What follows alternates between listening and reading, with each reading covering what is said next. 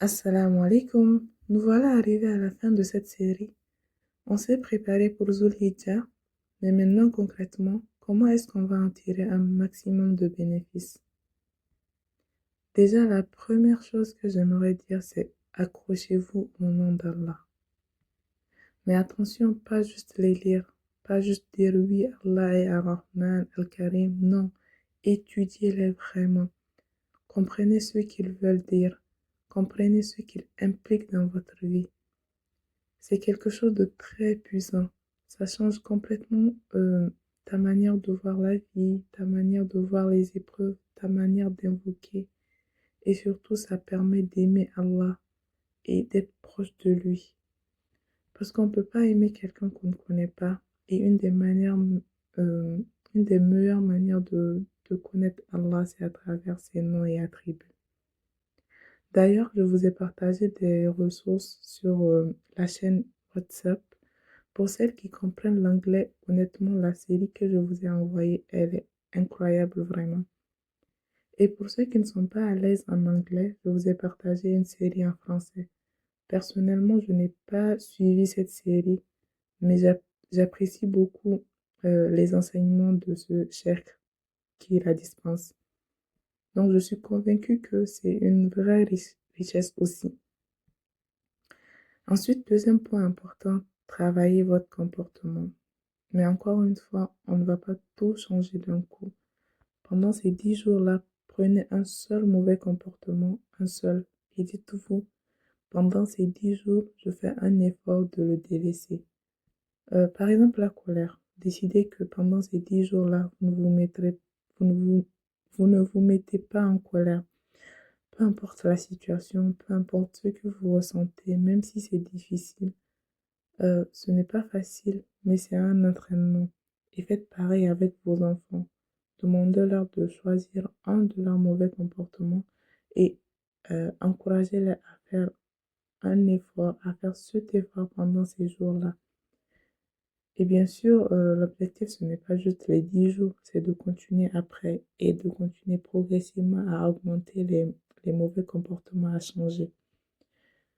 Troisième chose, transmettez ce que vous avez eu à apprendre, que ce soit les noms d'Allah, expliquez-les à vos enfants, parce que eux aussi, ils ont besoin de connaître les noms d'Allah et de les vivre dans leur quotidien.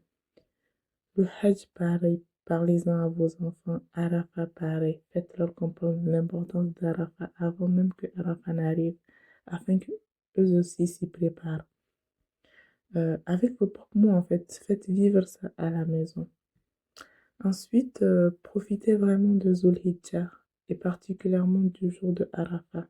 Ce jour-là, multipliez les invocations. Répétez beaucoup.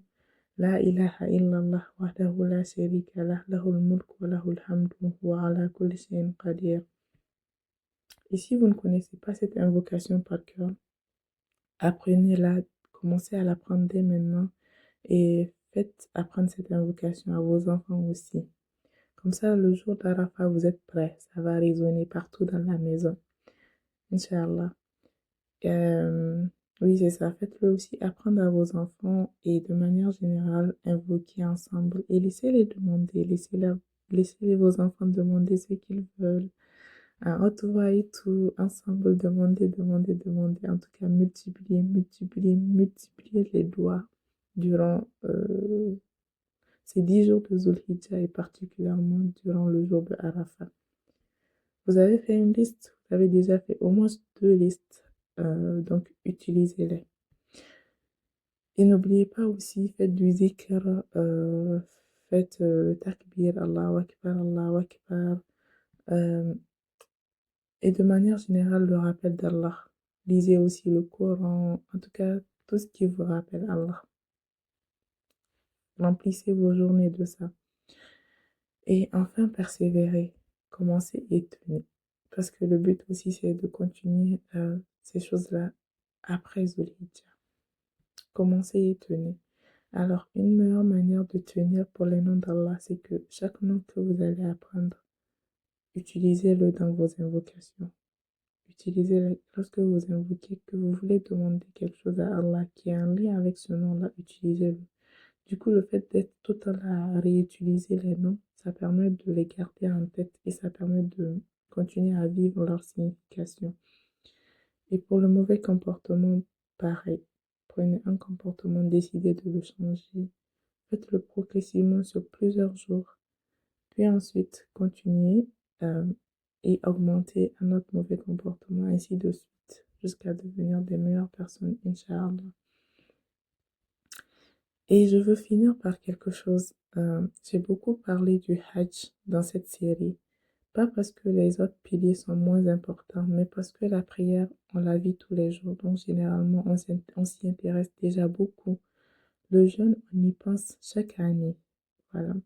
Et la zakat, on y revient régulièrement, mais le Hajj, on l'oublie parce que, en fait, on se dit que on n'est pas dans cette catégorie-là parce qu'on met la barre trop haute pour le Hajj.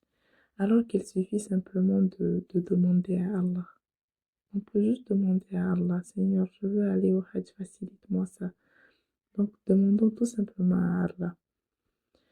Et pour finir, ne laissons pas Zulhijjah passer comme les autres années. Vivons-la, saisissons-la.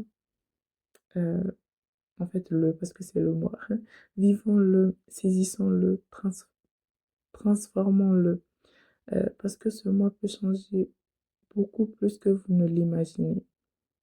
Qu'Allah nous facilite, qu'Allah nous permette de profiter pleinement de ce mois. Je vous dis à très bientôt pour une nouvelle série, Inch'Allah. Assalamu alaikum.